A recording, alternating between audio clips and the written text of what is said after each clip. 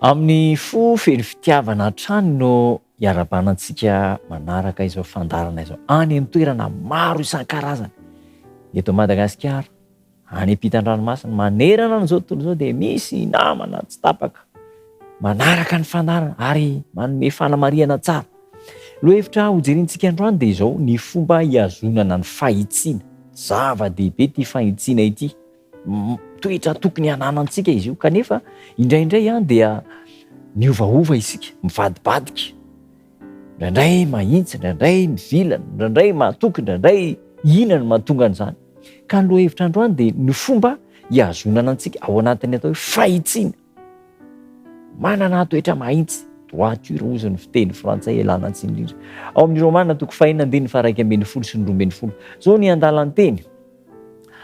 Aoka ho tahaka izany koa ianareo, ka ny tenanareo dia ataovy toy ny efa maty ny amin'ny ota, fa velona ao amin'Andriamanitra ao amin'ny Kristy Jesosy. Koa aza vela ny ota no hanjaka ao amin'ny tenanareo mety maty, anarahanareo ny vilany. Torohevitra matanjaka nomen'ny apôstôly Paoly. Aza vela ny ota no hanjaka ao aminareo, anarahanareo ny vilany. Fa efa maty ny amin'ny ota ianareo, fa velona ao amin'Andriamanitra. Mazava sahady etỳ am-panombohana. Le tsy ambaratelo atonga antsika hanana ny fahitsiana zany dia izao, velona araka ny Jesosy Kristy. Indraindray misy karazan'olona tena mahay manafina mihitsy ny adan'ny fihetsaram-belatsy, tena ohatrany mafana fo be, ohatrany indraindray tratran'izany avokoa isika rehetra amin'ny fotoam-pivavahana mpanara-dian'i Kristy antsika dia ohatrany tsara, nefa indraindray any amin'ny toerana maro isan-karazany ihany dia hitantsika fa tsy mahitsy amin'ny tenantsika isika ary tsy mahitsy amin'ny hafa ihany koa. Misy mihevitra fa izao ny ota dia zavatra maivamaivana, azo leferina ary indraindray dia amboamboarina hoe Andriamanitra mba micomprendre ihany Andriamanitra amin'ny fahotana izay mahazo antsika. Raha verintsika mandritra ny fotoana fohy fa maivamaivana ny fahotana dia Andriamanitra manome fahafahana anao manokana anatanteraka an'izany dia tadio fa efa anjakan'ny Satana tanteraka ny fiainanao. Rehefa verinao ilay fahitsiana araka ny fieritreretana mahitsy avy amin'Andriamanitra dia tonga sanady eo amin'ny tanin'ny Satana no misy antsika, ary misy fanahiana tahotra ampy amotika ny fiainantsika. Tsarovy fa tsy fahotana ny fakapanahy. Firifiry amintsika no alaim-panahy. Ny fahotana dia tsy ny fakapanahy dia tsy fahotana, fa rehefa mandika ny tenin'Andriamanitra, izany hoe rehefa manaika an'ilay fakapanahy isika, izay vao latsaka ao anatin'ny fahotana. Ny zavatra rehetra ho antsika na tsy misy heviny amintsika ny fiainana mandrakizay.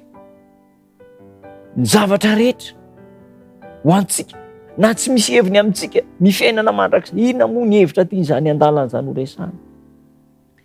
Rehefa tsy mieritreritra ny fiainana mandrakizay ho any an-danitra isika dia mety amintsika avokoa ny zavatra rehetra, na dia ratsy tsy araka ny sitrapon'Andriamanitra azy. Tandremana zany ny fomba mampanao. Indraindray misy olona fa mieritreritra fa efa zavatra mety ny fahotana. Zany mahatonga indraindray ny hoe misy olona henontsika gadra, afaka ray volana ny voaka, dia nanao adalàna dia verina ny gadra indray dia everiny fa zavatra tsara sy azo atao, le fahotana, le adalàna. Ny zava-doza amin'izay dia zao ny fanahy masina mihitsy no efa miala, tsy mampafantatra anao, tsy mampafantatra intsony hoe adalàna no zavatra atao. Manoloana antsika ny ohatra navelan'ny Adama sy Eva, namono tanteraka ny feon'ny fieritreretana tamin'ny fandikana ny didin'Andriamanitra, dia latsaka tao anatin'ny fahotana ary mitondra takaitra mangidy avy amin'izany, mitaranaka mandimby rehetra. Ny fomba hiazonana ny fahitsiana dia izao: maty ny amin'ny ota ary velona ao amin'ny Kristy. Rehefa velona ao amin'ny Kristy, mankala fahotana, mankala tsy fahamarinana, fa miaina araka ny sitrapon'Andriamanitra. Tanteraka aminao zany afatra izany, ary mba ho fiainantsika tsy hoe fahazarana fotsiny fa tena fiainana, zava-doza ny fahotana, mahavery ny fahotana, Ary ny tena fahotana mahavery dia izao, ilay fahotana kolokoloina, tsisy mahita, tsisy mahafantatra. Andeha indray fanapahan-kevitra, izaho sy anao isika rehetra mba hiala amin'ireny toetra ratsy izay mandoza ny fiainantsika ireny, dia hiaraka hivavaka isika. Ry Tompo tsara, misaotra anao izay menao lesona sarobidy. Ny fahitsiana dia ny fandraisana anao Jesosy Kristy ho velona aty anatinay, fa ho fatiny amin'ny fahotana kosa izay.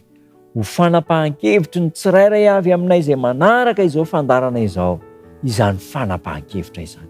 Tononoko ny vavaka amin'ny anaran'i Jesosy Tompo. Amen.